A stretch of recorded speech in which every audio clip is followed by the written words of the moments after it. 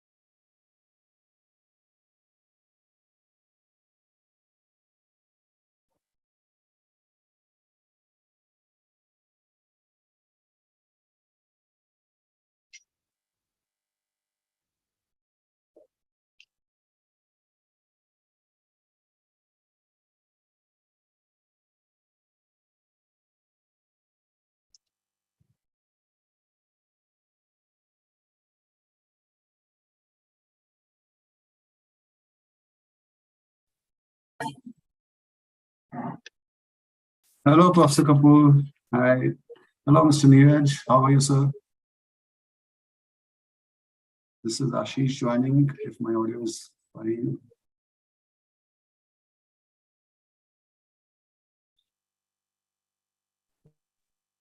Hi, good evening. Good morning.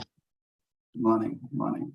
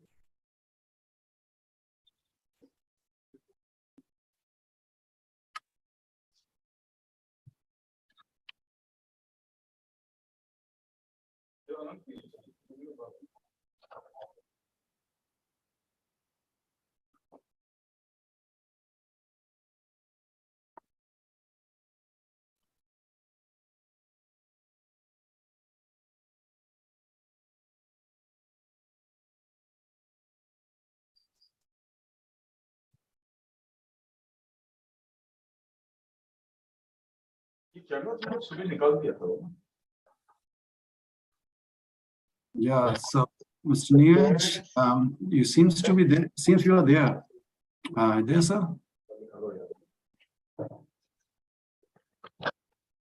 Yeah, hi, good afternoon. Hi, good afternoon. Good afternoon, sir. How are you doing? Namaskar. Yes. All well. So we are right on dot. It is 2:29 in my watch. So. It is, and it's a very, it's a very important, but a very packed session. We have so much of information to be shared in 30 minutes. So I know. Get on with the time immediately. I know. Whenever you say, by all means. So, I'm ready. I can see Dr. Amit Kapoor has also joined. Yeah, Doctor. Yeah, he's sitting somewhere in the US, and it must be, I think, what, 10 a.m., 1 a.m. there, or 2 a.m. or 3 a.m.? It is 2 a.m. right now. 2 a.m. So you are 11 and a half hours behind us. So, Mr. Neeraj and Dr. Amit, people who work in innovation and competitiveness, they have to be, global people. Time and duration of the day doesn't matter, right? Absolutely. So on that note, may I welcome both of you, Mr. Neeraj Sinha, Senior Advisor in NITI Aayog, and our, I would say, a mentor and a coach in many sense in various initiatives that we take in innovation and CII. And Dr. Amit Kapoor, who is honorary professor at Institute of Competitiveness, and the competitiveness which makes him work, a global person. So I welcome both of you, and we have a very good audience joining and watching this session, where I think we'll be talking about the innovation index for the states, the India Innovation Index.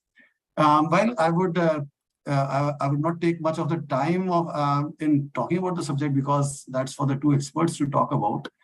But I must actually give a quick overview of how we have designed this session. So we all know that NITI Aayog released the India Innovation Index 2021 on July in July this year, 21st of July. It was released, and this index actually evaluates the innovation performance of all the states and union territories of India. Now that's a massive and a very complex activity in itself, because Indian states are at a different levels of development, reach out, technology, industry, demography. A whole lot of differences, the unity in diversity, which we say. So this index of NITI Aayog and Institute of Competitiveness is actually trying to unify this diversity and come up with an index which is such an excellent initiative, I must say. It is the third edition of this index, which represents the state rankings based on the innovation landscape and the performance of the states in respect of innovation and technology development, if I may say. So in this session, we will discuss the key parameters, results, opportunities, challenges, and the way forward for Indian states and union territories. Having said that, and looking at it from the perspective that India has been rising continuously on the Global Innovation Index in the last couple of years, we were at rank 81 in 2015, and in 2022 we are now within top 40, which is like doubling our performance in 5-6 years, which is and that is why we are kind of upbeat and look forward towards doing more better in the innovation space. So globally, India is being acknowledged as an upcoming innovation leader, and various Indian states, when it comes to within India, this is the index, the India Innovation Index, which is going to be one of the yardsticks on which the performance would be evaluated. So that's a perfect example of inclusiveness in our approach, as well as making sure that there's a collective focus on the innovation.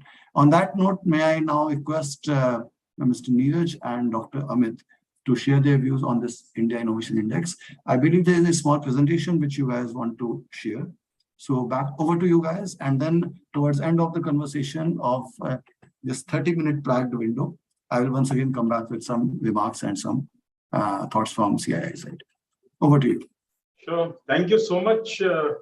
Ashish Mohan, and a warm welcome to all of you on behalf of the NITI Aayog to this very important session that the Confederation of Indian Industry and the NITI Aayog are jointly doing as a part of the India launch of the Global Innovation Index 2022.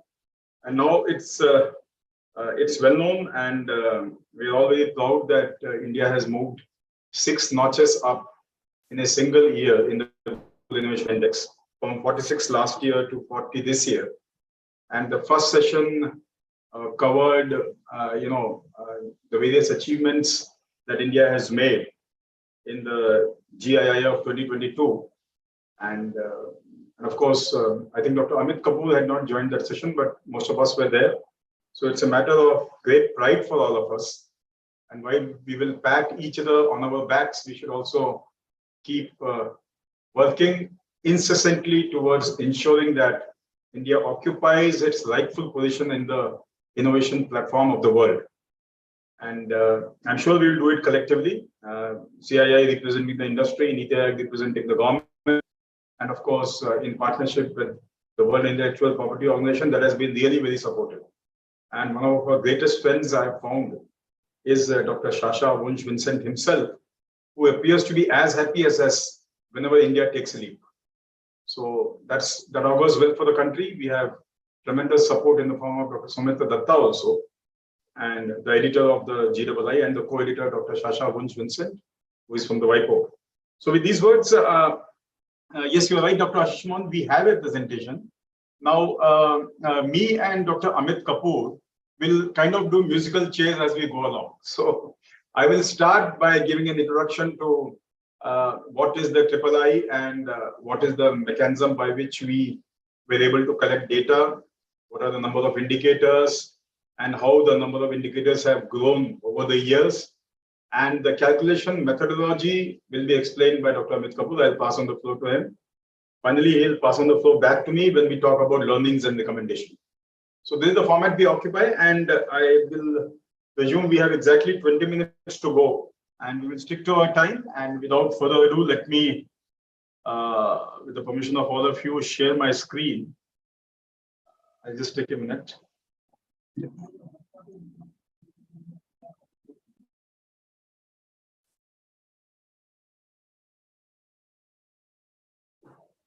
And of course, we have colleagues from the NITI Aayog who have joined this web meeting. Dr. Ashok Sunkusre, Mr. Naman Agarwal, Ms. Naba Sulu. They have all played a very big role in ensuring that we are able to make a noticeable difference in our ranking from 2021 to 2022 in the Global Innovation Index. So now, this is a joint presentation by the Institute for Competitiveness, which is the knowledge partner of the NITI Aayog in all versions of the India Innovation Index that have been brought out, and of course, the NITI Aayog. So, although Dr. Ashish Mohan has already touched upon this, but what do we do here? I mean, we, first of all, we started this exercise in the NITI Aayog, even when I was not there. It kind of predates me.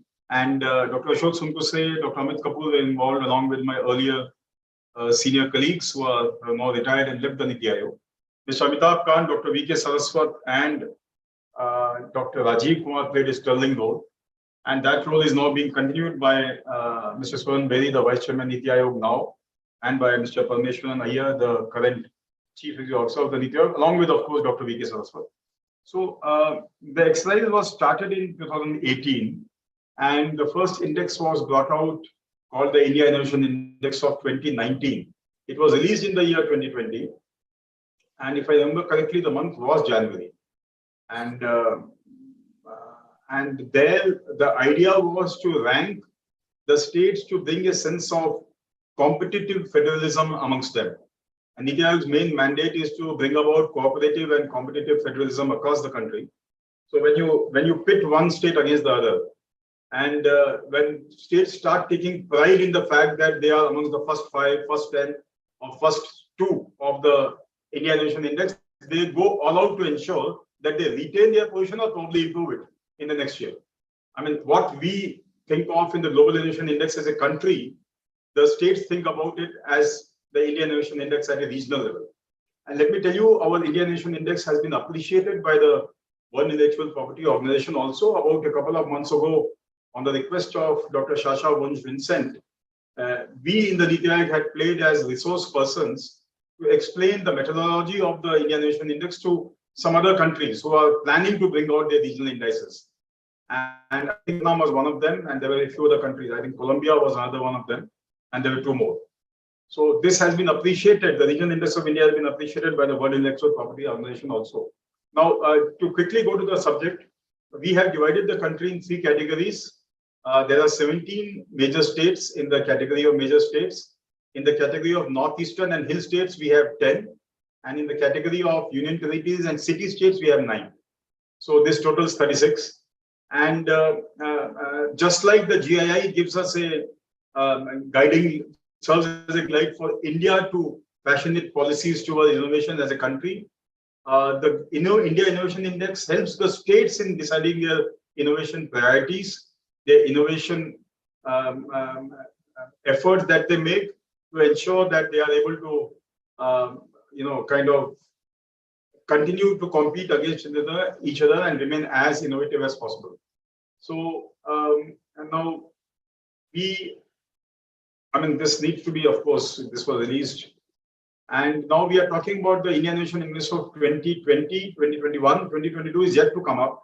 The one major change I just wanted to highlight was, while our index was appreciated, we also got suggestions from some quarters suggesting that we need to ramp up our indicators, the number of indicators in the Indian Innovation Index, from 36 to as close as 80 as possible.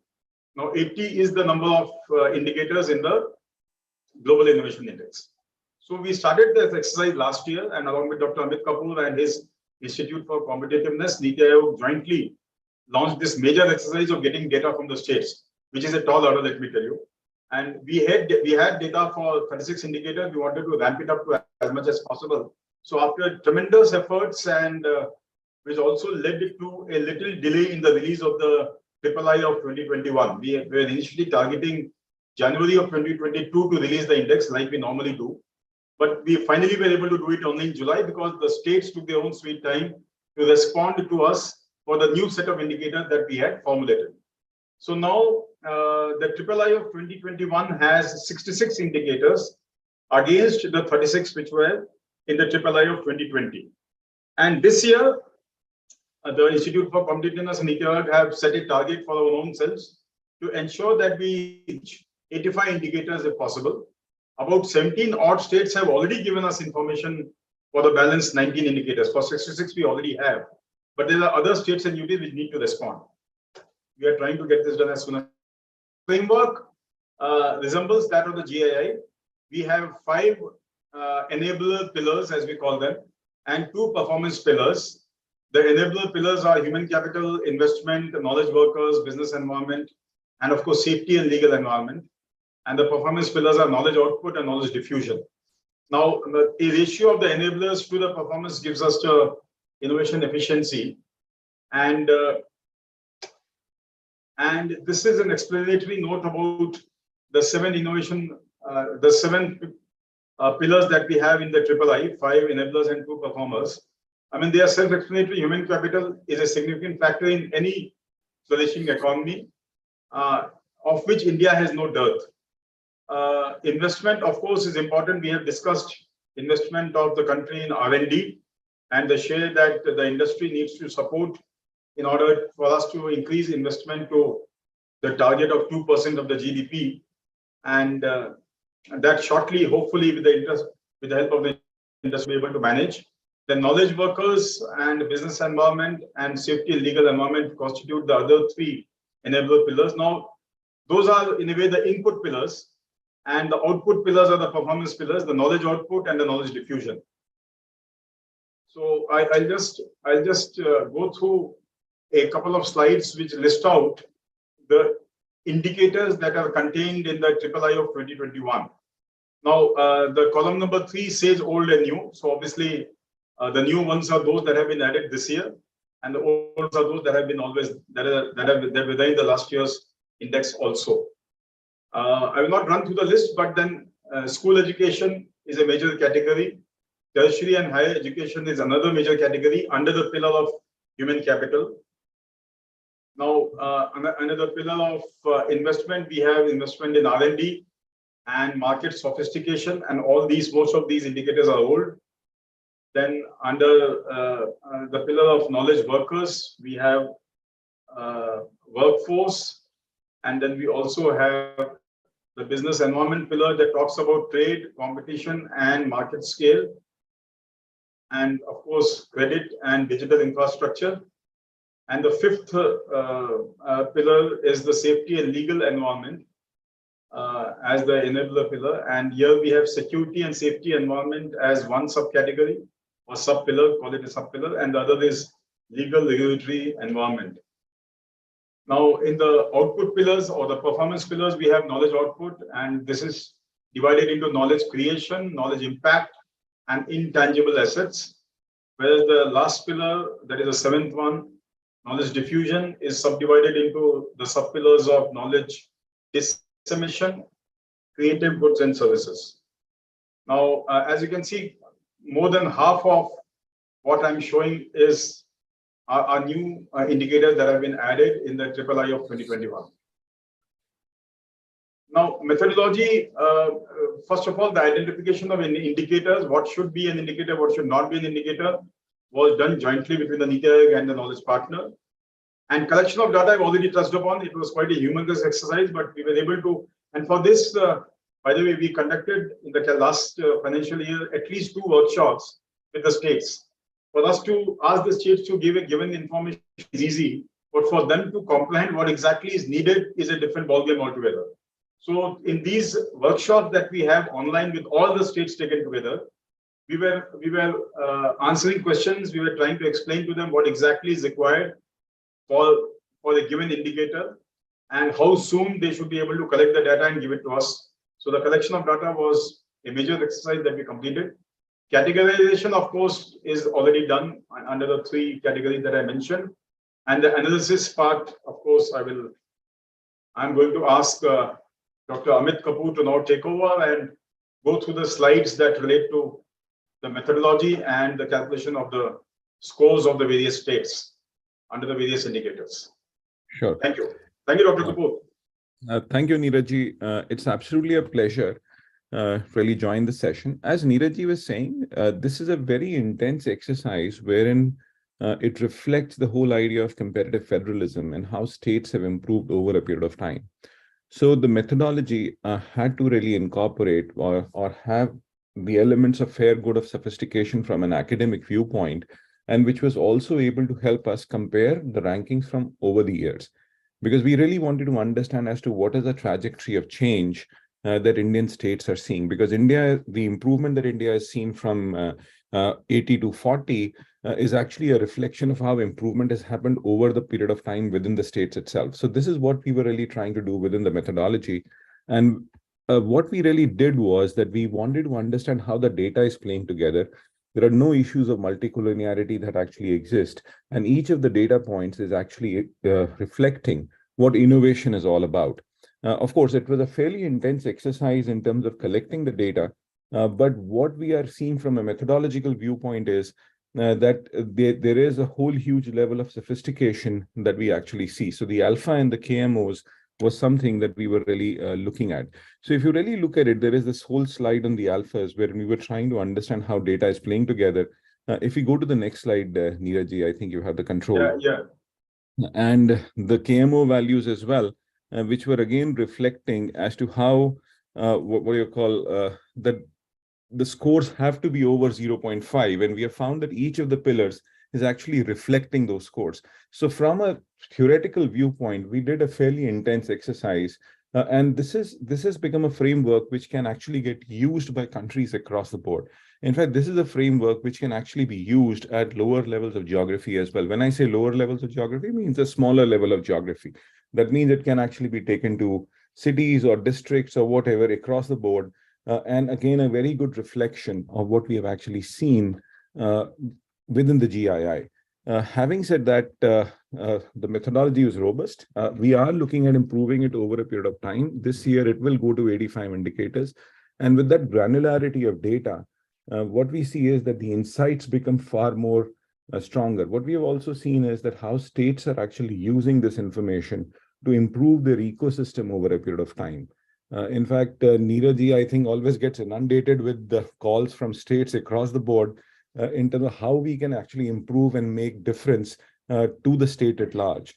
So what we have seen is that this index actually helps in defining the strategic imperatives for the states. It looks very simple, like it is just 80 indicators or 66 indicators. No, these are 66 policy actions that states focus on and improve over a period of time. So over to you, Neeraj, to share some ideas on results and insights. Yeah, so now these were the rankings that we had in the III of 2021. Karnataka retained its first rank. It was first in 2020 as well. Haryana moved to the third position. Now that was a welcome change, and this is what competitive federalism is all about. And Haryana took several initiatives over the past 1 year to ensure that they were able to report better data and hence better scores on all the 66 indicators. Now, when you look at the category of the northeastern and the hilly states, so Manipur occupies the first rank, followed by Uttarakhand, and then Meghalaya, Arunachal Pradesh, and Himachal Pradesh in that order. And the last position here is occupied by Nagaland. Now, in the UT and the city states category, Chandigarh unseated Delhi to become the #1. Delhi is at number 2, and then Delhi is followed by Andaman and Nicobar Islands, Puducherry, Goa, and J&K, of course, is a new category added as a UT, and so is Ladakh. Ladakh occupies the last seat, but I'm sure that people or rather states which are a little lower down this table will gear up and will pull up their socks to become as competitive as the ones which are higher up on the table. Now these are the learnings that we could see from the III of 2021.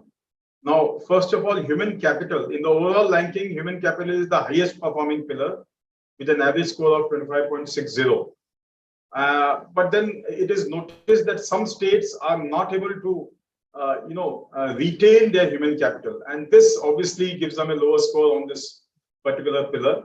And this obviously also impedes the innovation growth trajectory, since the quality of the human capital plays a major role in innovation. Now, investments, again, investment is an important pillar that influences the region's innovative climate. And investment, this with a score of 6.26, is one of the lowest scoring pillars among all, and therefore needs to be looked into. Now, this we already know. I mean, this was highlighted in the first session of today's event as well.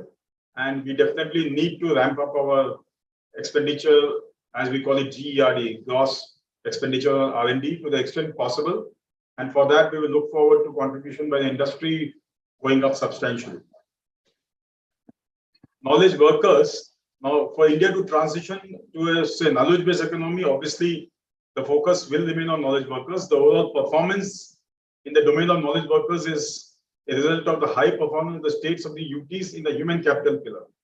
While here the utilization of the knowledge workers becomes important, while human capital is available abundantly in the country, how we utilize them and how we use their skills to increase our innovation capabilities is what is measured in this pillar. Business environment, of course, ease of doing business is something which is also a different index that is brought out by India, brought out by the NITI Aayog for India. As you can see, the business environment is very favorable and moderately favorable in most parts of the country. Only some pockets, the business environment is not conducive, but I'm sure that will also change with time and with the attention that the government is giving to innovation in general in the country. Safety and legal environment, the national average for the pillar was calculated to be 31.84, with 21 states performing below the national average. Now, there is a wide disparity also amongst the performance of the states as far as this pillar is concerned. And many major states such as Tamil Nadu, Uttar Pradesh, Karnataka, Telangana have performed lowly in this pillar. And this definitely needs to be looked at by them if they really want to go up the rankings. Now, the output pillars, knowledge output, and obviously there is a comparatively higher score in the economically prosperous southern and western states of the country, such as Maharashtra, Karnataka, Telangana, and Tamil Nadu. And it should also be noted that these states have shown high performance in enabler scores, which has been reflected in their knowledge output scores, obviously. Knowledge diffusion, again, most of the major states, that is Karnataka, Telangana, Maharashtra, Tamil Nadu, Uttar Pradesh, have scored above the national average. And these states have a very high share of ICT exports, high-tech exports, and citations. And they have performed very well in these pillars. Now, drivers of innovation, I'm going to request Dr. Kapoor again to take over. There is an important dimension that was added to the III of 2021. And the distance from the frontier, DTF as we call it, was an important parameter that was introduced this year, which Dr. Kapoor will explain further. Dr. Kapoor, off to you. Yes, thank you, Neeraj. So, DTF was a very important aspect that was seen. So the idea was to really understand as to what is the frontier or what is the world's best, and how do Indian states actually perform, and what are the states which are moving the fastest towards the frontier. Because eventually, when we are really talking about, say, the Global Innovation Index, then the question is that it's the Indian states which have to move towards achieving the global best itself. So how far are the states from the global best is what we were trying to calculate. And this also gives us a very important information in terms of how states are comparing in terms of movement towards the frontier. So we wanted to rank that Again, it is a challenge in terms of getting the right set of data. So we have used 36 indicators in this year's DTF calculation. We will move to 66 indicators as we move along. But the question was to really understand the world's best. So if we really move to the next slide, this is what we would end up seeing in terms of as to how rankings are on the DTF. So you do find that Karnataka is the most improved state in the country. They've moved from, they were at the frontier, the distance from the frontier was 84 points, but they've reduced it to 45 points. So if you really look at one of the comments that Neeraj was actually making, it is a journey of Indian states as well as to how quickly they are moving ahead. So this reflects, this analysis reflects as to how quickly the states are moving forward and how they are reducing the gap. Of course, it is a journey which is a continuous journey across the world. You will never, you will take some time to really go to achieving the frontier. So now this whole battle is to really improve over a period of time and continuously improve. And we see across the states that states have improved. There is not a single state which is not improved. So what we really see here is that it's a collective effort that Indian states have done over a period of time. So the success that we are seeing for India on the Global Innovation Index is an aggregated success of actions that all states have taken. And this gets very, very easily reflected within the DTF rankings itself. So out here, we also look at the next set of things wherein we are trying to understand innovation efficiency and innovation index scores. What do we find is that there are states which are far more efficient. So places like, say, Telangana, Karnataka, Tamil Nadu, they perform, or Chandigarh, they perform fairly strongly on the innovation, what I call index scores and the innovation efficiency. But this is, what it means is that where inputs and outcomes are something which are better in a certain set of states. And this is bound to happen because wherever ecosystems becomes better, so it's a collective action itself. On the innovation efficiency or efficiency of innovation, we again find that wherever outcomes and input are there, we find that a certain level of states have done exceedingly well. So on the right-hand quadrant, you would actually see 4 states. So Neeraj, if you could just skip a couple of slides. Is this the one? The next one, the next graph, the next one. Yeah. And so this is where you would see that on the right-hand quadrant, the idea is to really have enablers and performers which are high for all the states. So what we are really seeing here is that it's a journey that each of the states will actually make over a period of time, wherein they say that their performance is going to be better vis-a-vis the enablers. This is what we are really seeing for states. So Karnataka, Maharashtra, Tamil Nadu, Telangana actually fall in this top-end quadrant. And we are also seeing that states are moving towards the top right. So there is a continuous effort to really make that endeavor for the states. As we see this, I think this whole collective action is making a very profound statement on how India is actually moving forward. But having said that, I'll just push the slide for Neeraj now. There's a next thing where we'll talk about learnings and recommendations. I know the time's getting over as well. Over to you. Well, so this should be the last slide. I mean, thank you, Dr. Kapoor. And this is the way we summed up the performance of the country in the III 2021. Now, the first learning, obviously, we have been repeating it again and again, but we need to do that if we need to ensure that the gross expenditure on R&D in the country should go up considerably. I mean, the target of 2% of GDP has been there for several years, but currently we stand at roughly 0.7% of GDP. And this will never ramp up unless until we have contribution from the industry going substantially. As I said in the morning to a comment of Dr. Vincent of the WIPO, the developed economies have a ratio of 60-40 between the industry and the state as far as expenditure on R&D is concerned. In some countries, it is as good as 70-30, 70% coming from the industry and 30% from the government, whereas it is exactly the reverse in India. In India, hardly probably 30-40% or maybe a little over 40% might be coming from the industry. We are not even sure that it is that much. But almost 70% of expenditure on R&D comes from the government. be it the state government, be it the central government, be it whatever government, or the UT government. So this needs to change if we really need to become a $5 trillion economy. So that is the first learning we have. And the second learning is states have performed well in the human capital pillar. However, as I was saying just a few slides ago, this has not translated into performance in the knowledge worker pillar. So having human capital is one thing, but putting it to good use is totally another thing. And very often migration of workers from one state to another can also play a role here.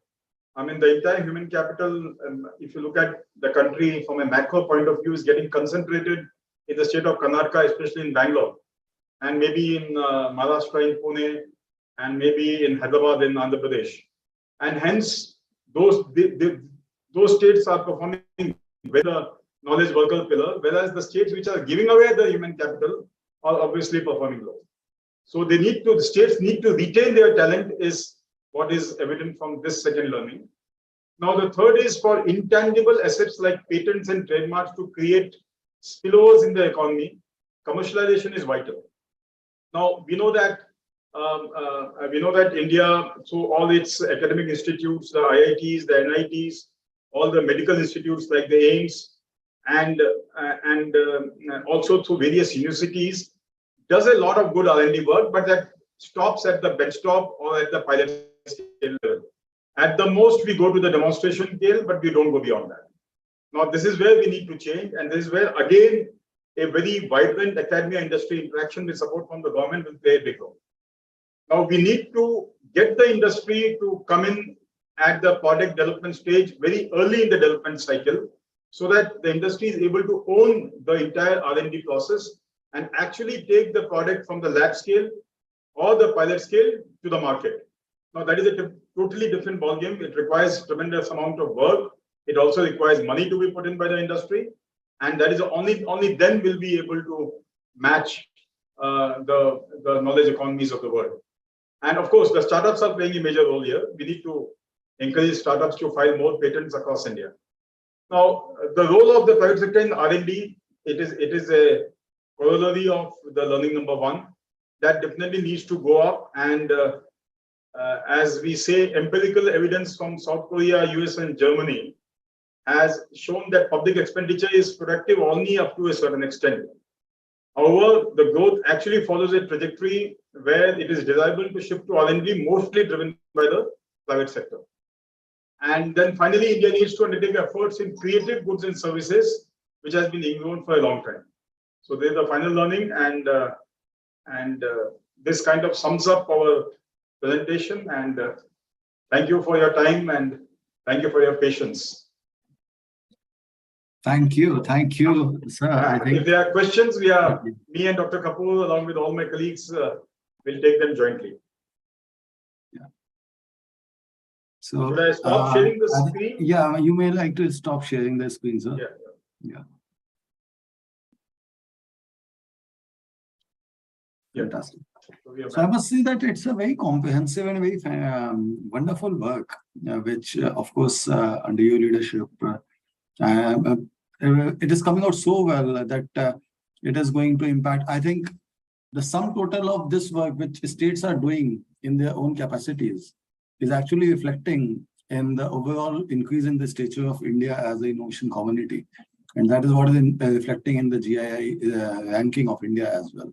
So I must congratulate the Institute of Competitiveness, of course, Dr. Amit, for this fantastic work. And of course, NITI Aayog has always been leading this from front. So heartiest compliments to NITI Aayog on this brilliant work. There are certain questions, but I would rather send it to you across email because of the time paucity. But I would just like to give a gist of the responses which we have got from our audience while presentation was going on.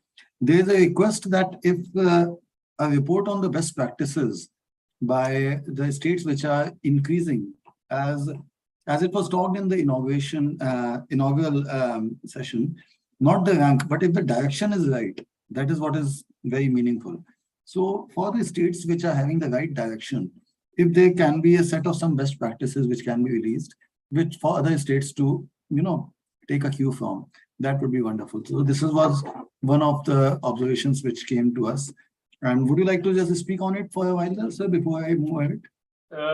Yeah, surely. See, obviously, that is a very good suggestion. And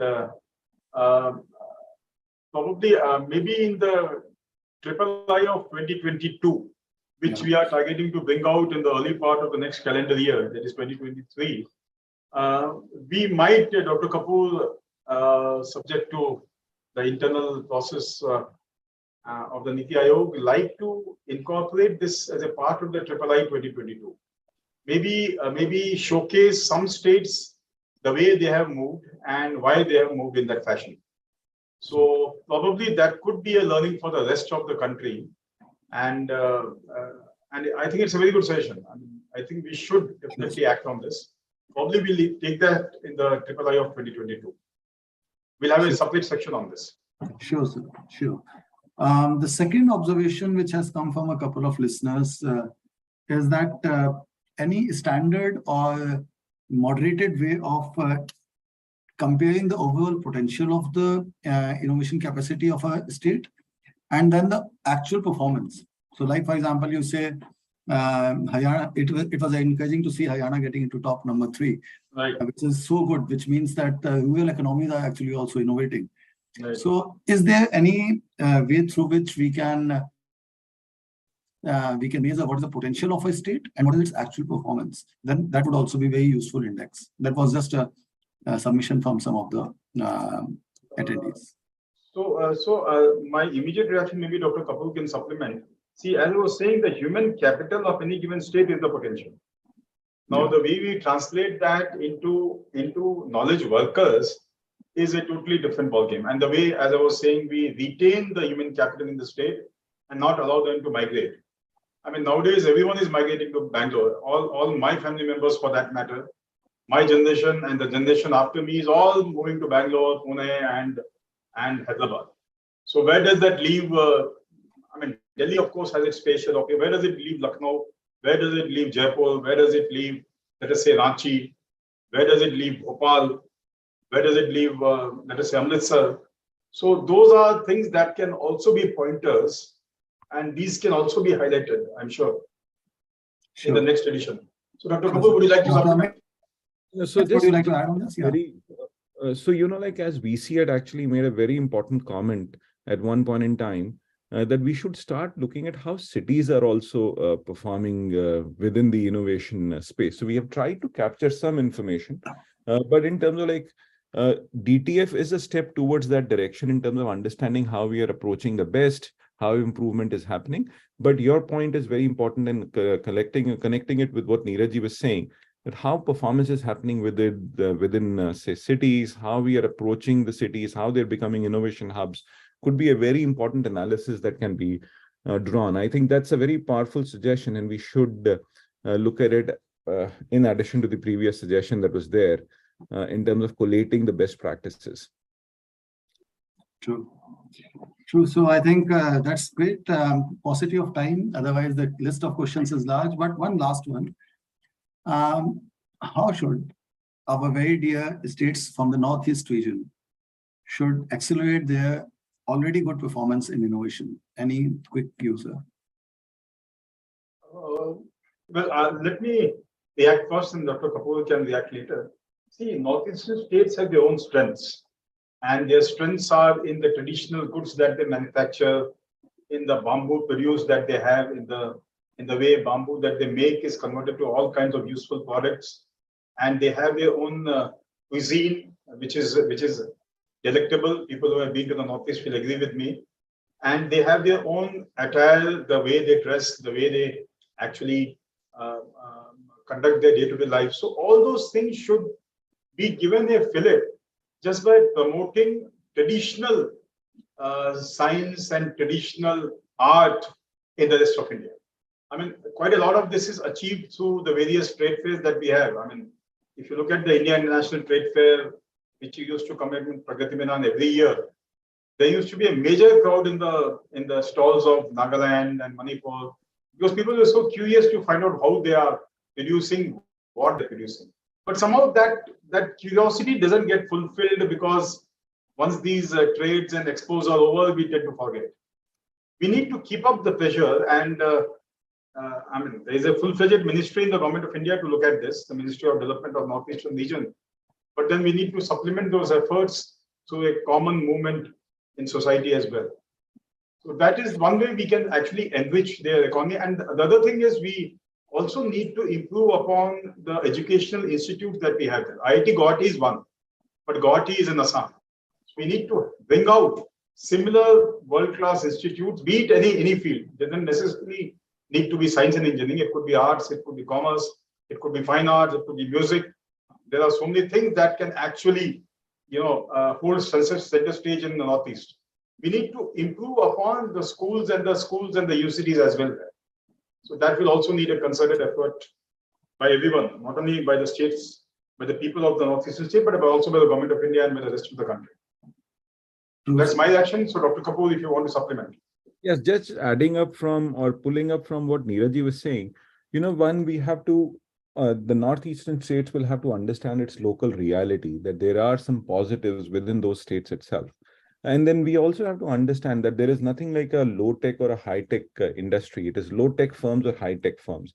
How do we innovate in some of the industries that Northeast does well? So if you really assume that handicrafts is something, so can we actually innovate on handicrafts and create solutions thereof?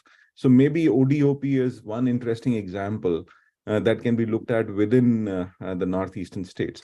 So that is there. So, but it's a very important point, but look at local realities, look at local clusters which do well, and how do we innovate on them as we move forward and take the states forward, please. Over to you, Jay.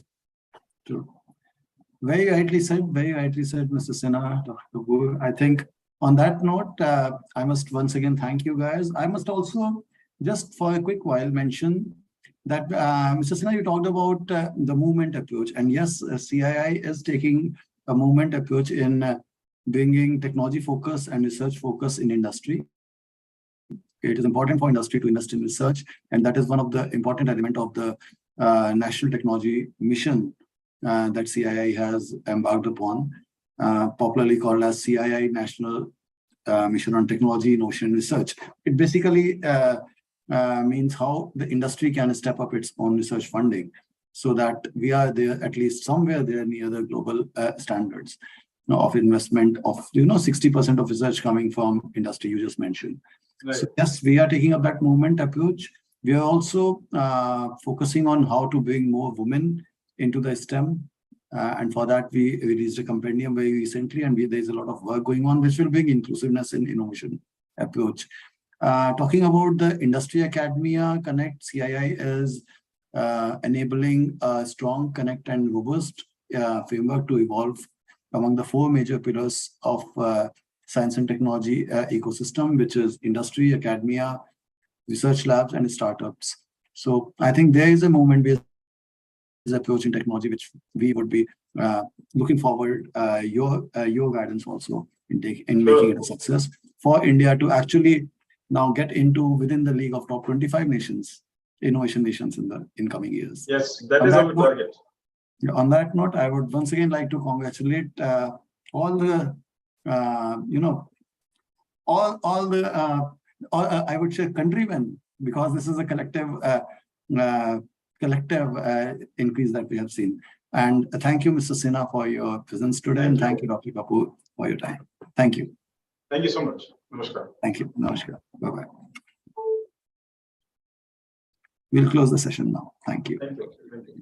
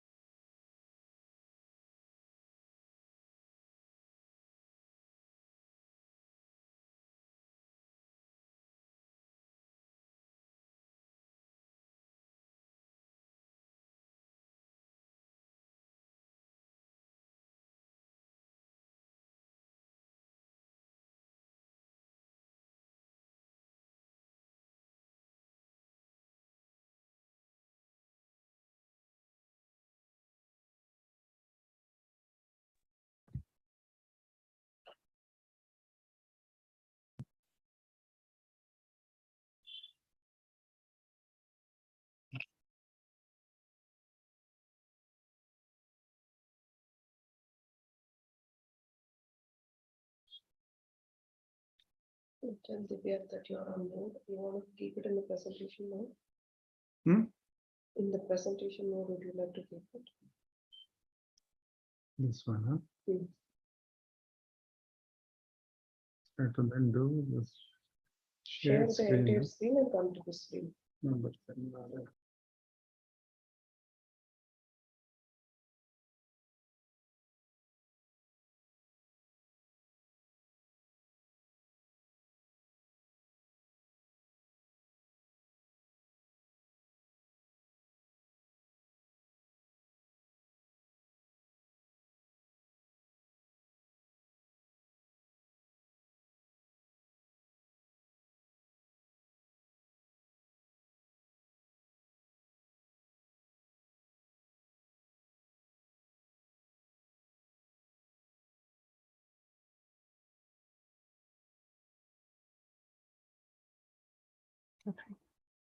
Good afternoon, everyone.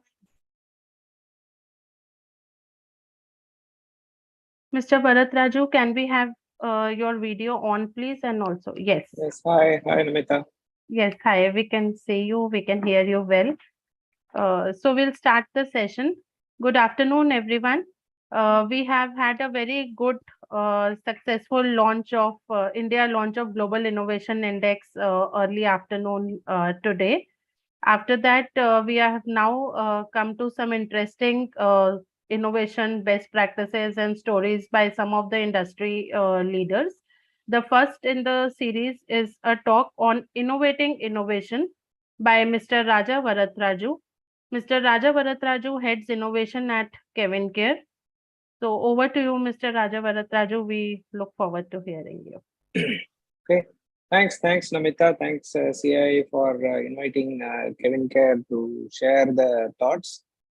Today, we thought, when we are talking about innovation, I think the dominant logic inside our company and, overall the business community, what we talk to, is that we are in a critical juncture where that, we are questioning fundamentals. It is not business as usual anymore, because the world has changed, not just because of COVID, but thanks to COVID, there was a fast forward of a very rapid digital revolution. Digital revolution, we mean by, online shopping behavior of consumers as one part, which has completely changed the way the business is looked at by various business leaders, as well as, cross-functional teams, functional heads, and everybody. So I thought, we would share that one or two thoughts, what we think is, apt and what we think is happening in the industry, so that, we can trade, knowledge about it, and then we can also hear feedback from others and learn from that. The first point which I would like to bring forward is that the classic process of innovation, or the classic process of product development, or, the process of product development, completely needs a revisit, right? Earlier, what used to happen is that whether you take a car company or whether you take an FMCG company, the product development cycle ranges from, anywhere between 18 months to, 36 months, 36, even it goes up to 40, 45 months, if it is a car company kind of a thing.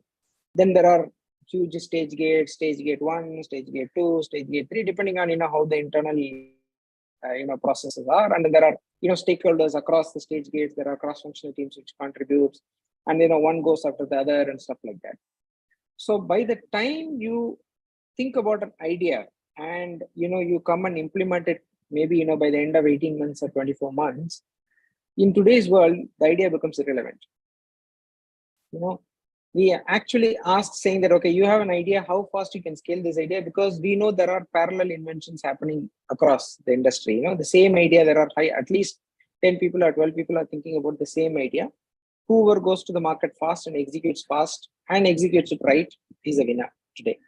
So the classic process of, this timeline is not working anymore. So how do we crush the timeline? How do we make, a new product come fast to the market? That does not mean the decision, whatever we have taken in the past, is irrelevant. All the decision which you used to take in 18 months or 24 months or 36 months is still, those decision needs to be taken, but how do we do it faster? So which means that you need to put together a different set of processes different set of, decision making, body to ensure that this is done and done faster. So this is the first point which I thought, the industry needs to, think about. Having said this, the point that is subsumed in that first point argument is the complexity. The complexity also has increased. Earlier, there used to be, one channel, there is retail, there is wholesale, simple. Then we said that there is a urban, there is a rural. Then comes, now we say that, online channel, in online channel, there are D2C channels, there are, B2B channels, B2B2C channels. Then there is modern trade, and then there is retail trade, then there is urban, then there is rural. Every customer segment is exploding, and every customer segment wants different set of products. So the complexity warrants saying, how do we manage a brand across different channels? Should we have a different brand for different channels? If you have a different brand, how much is the resource that is required to build those channels? So this is something which is very, very complex, with which at least in CPG group, the consumer product group, are grappling with. You would have seen the manifestation of this in saying that, the TV which you buy in Amazon or the TV which you buy in online is slightly different from the TV which you buy in the retail store. It is just that the code is different, and somebody will say, there is a minor difference here, minor difference there, but a very diligent, customer knows both TVs are similar. It doesn't make much difference. One is differentiated from the other only in terms of price, but nothing else, kind of a thing. So how do we manage this complexity is something which is very, very important. This is a difficulty part of it, but this complexity also presents opportunity, right? How intelligently you play the brand, a given brand, another brand, how you intelligently play this brand across, channels, whether through an SKU strategy or a variant strategy or a sub-brand strategy, or even, sub-benefit strategy, gives that much more, opportunity for every company to make use of this, complexity. The third point, which I would like to come across is that, having talked about process and having talked about complexity, then if you have to manage this entire process, and the complex, network, you need a separate structure which handles this. A traditional structure of, there is one marketing department, there is one silo of research and development, there is another silo of packaging, there is another silo of technical, all this, has to come together and deliver this in a fantastic manner. So how do we structure the organization to ensure that, whatever new information which we receive, or whatever is the requirement which a customer wants or a consumer wants, how this structure delivers it beautifully, right?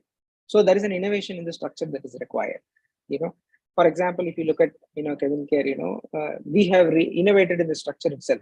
We have separated the growth marketing and an innovation marketing, and how innovation marketing works very closely with R&D. So what are the engagement rules, between these two departments? Then you say that, if you're saying a growth marketing, how growth marketing works very closely with sales and trade marketing, and what are their engagement rules, and how do we manage different geographies, different requirements of different customers, is a, evolving, space by itself. And that is one point, which is worth thinking about, the structure.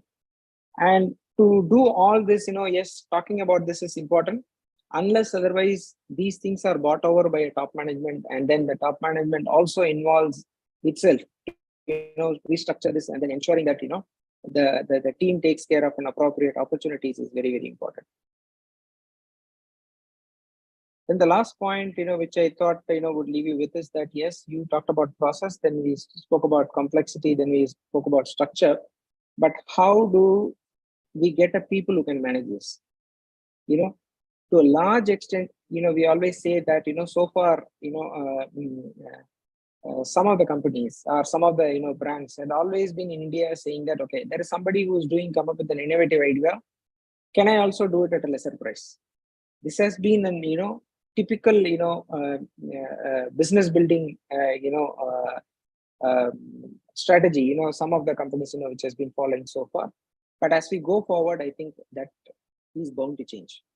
Because today, with the advent of internet, with the advent of, technology, with the advent of, lots and lots of businesses which connects one supplier to the customer at the remote places of the world, and logistics being improving, I can order particular product in from Italy, and then it reaches me in 2 days time flat. Whether it could be a phone, it could be anything, right? So if that is the connectivity that is there, how do we manage, creativity, and how do we bring in new value to the consumer is important. When you say new value to the consumer, how do I not copy, and how do I ensure that I am self-reliant? The moment we say that, okay, I'm managing innovation, it also from across the globe also means that, okay, I identify fantastic products from across the globe and then I import or I export, wherever somebody else wanted. Yes, that is one trading way of doing business.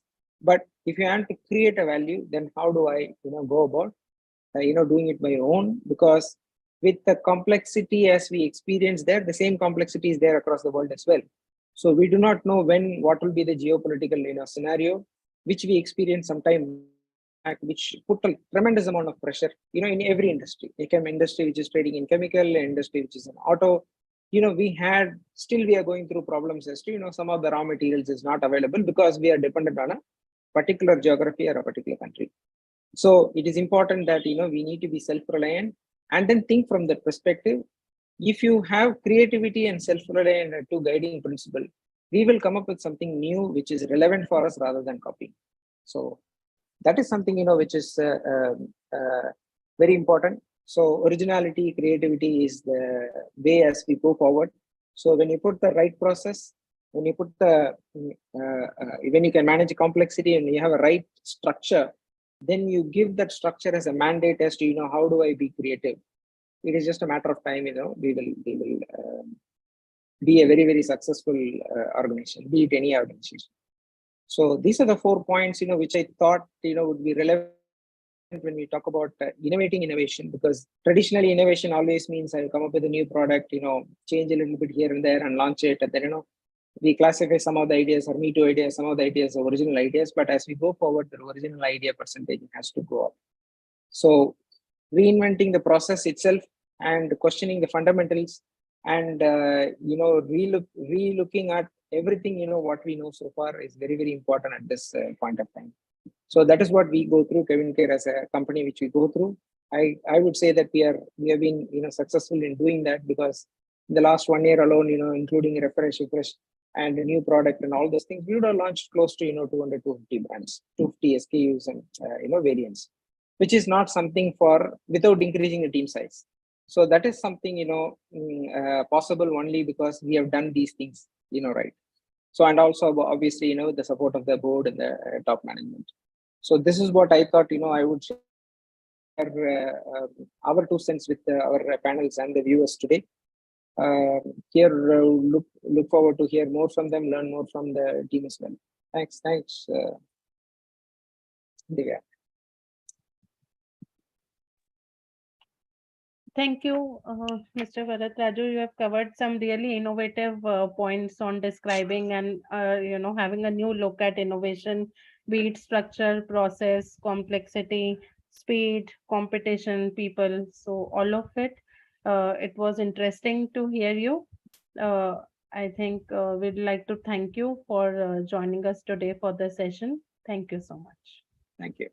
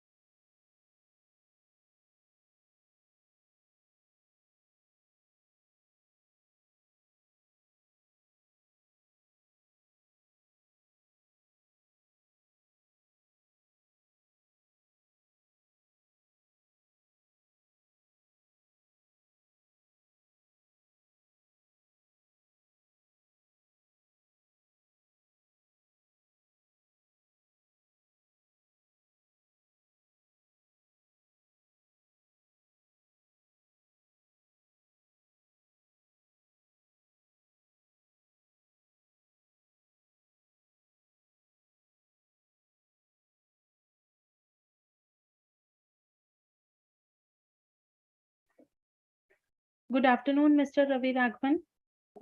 Can you just switch on your video, please? Yes. Okay, we can hear you. Can you hear?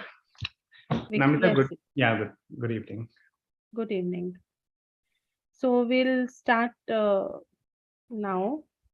So at the outset, we welcome you, Mr. Ravi Raghavan, for joining us today at the at the launch of India Innovation in Global Innovation Index and the subsequent sessions on innovation. And we had a really interesting India launch of the Global Innovation Index earlier this afternoon. And we now have an interesting talk scheduled from your side for the next few minutes. So just to introduce for the participants, just to introduce Mr. Raghavan, Mr. Ravi is the Managing Director of Bharat Fritz Vetner Limited, named abbreviated as BFW. BFW has seen many heights under your leadership, sir. The most notable being the awarded as the top 25 innovative companies award by CII in 2013 and establishing Dr. Kalam Center for Innovation in BFW. Mr. Ravi has over 3 decades of operational and strategic experience in the field of engineering and manufacturing.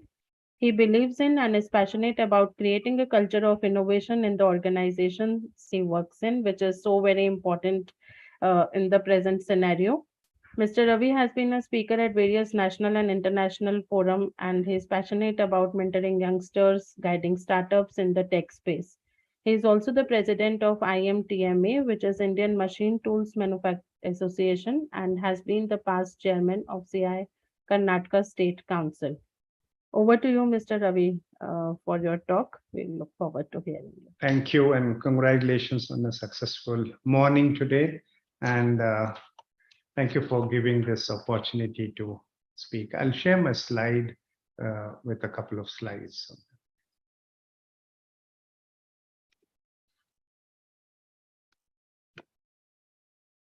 I hope it's visible. Yes, it is. Yeah. So I thought I'll speak on innovation through partnerships, and that's been something that we have been successfully doing for quite some time now. BFW is in the space of machine tools, which is into capital, which comes under the category of capital goods. And capital goods become the critical item in a manufacturing space to bring in productivity improvement throughout, right? So our theme has always been enabling progress of the ecosystem. So our customers, our suppliers, or our stakeholders. And that gives us the maximum satisfaction if we see that using our equipment, our customers are able to progress further. And with that intent, we also started a center for innovation called Dr. Kalam Center of Innovation. We had worked earlier briefly with Dr. Kalam, so we thought it's most appropriate to use his name, and very happy that his family also approved us using his name. And we work on applied R&D in that center. Our focus on innovation has been on two basic pillars. One, as I said, was on partnerships, and the other is on people. And we try to exploit the maximum potential of every employee through creating certain guiding principles which would make him to actually exhibit his maximum potential in the work he does, irrespective of whatever area he or she works in. Two things that really we try to push the boundaries are on learning forever, ever. And we say that unlearning is such an important phenomena to get into the mindset of innovation. It's very difficult to practice that because all of us are tuned to not give away what we have learned during our careers or during our experiences. But with the changes happening so fast, with the changes happening so differently in a disruptive way, sometimes it becomes very, very important. We forget certain things, look at things afresh, look at things from the basics, and start building up the theory of innovation. That's something which we are very passionate about following up with our employees. The second is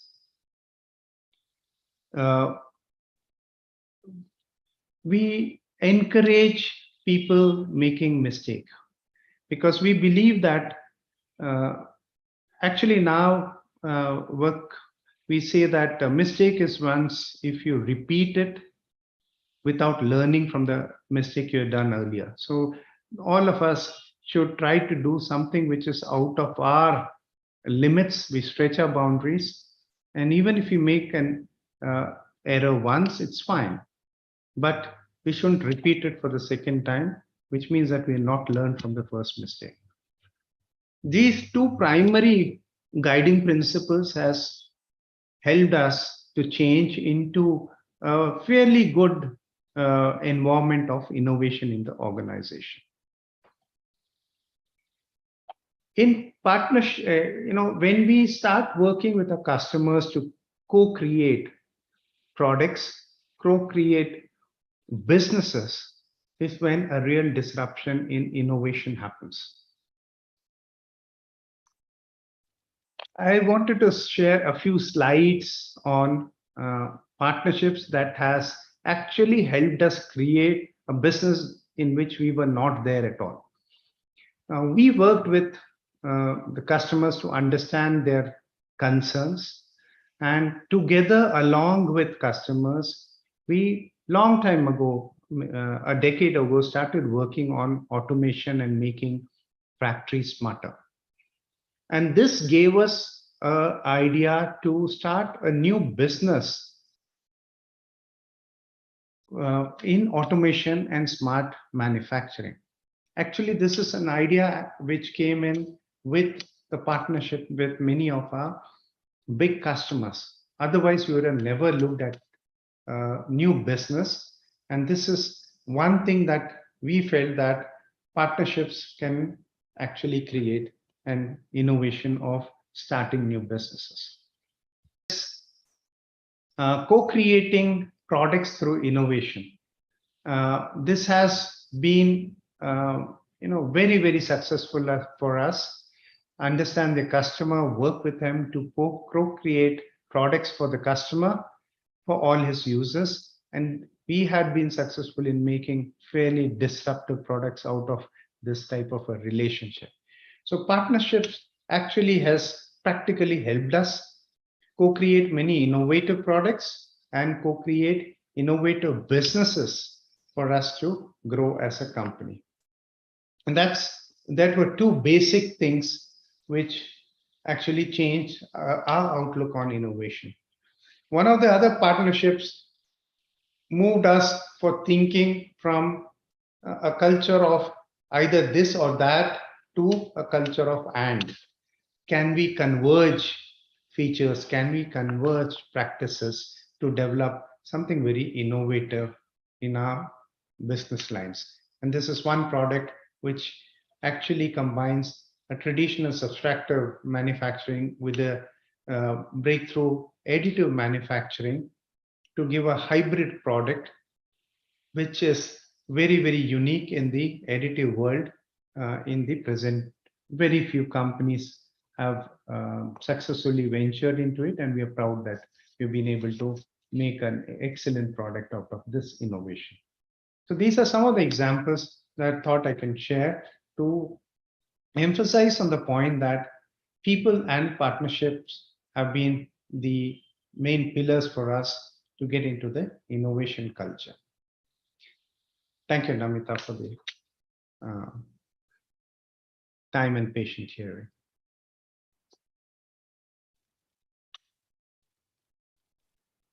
Thank you, Mr. Raghavan, for indeed an insightful presentation. And the way you actually have shown that how partnerships have helped, innovation come into the system and the business. Also, the 6 guiding principles of BFW that you shared were indeed interesting to know. So thank you so much. We thank you once again for being here with us today. With this, we come to the close of today's session and actually the whole event. And we would like to formally convey our thanks to NITI Aayog and WIPO for partnering with us for the India launch of Global Innovation Index today. We also would like to thank our partners, including GE, VFW, Cummins, Avental, Kevin Care, and ProIn for their support and partnership. We also thank all the participants for joining us today. Thank you.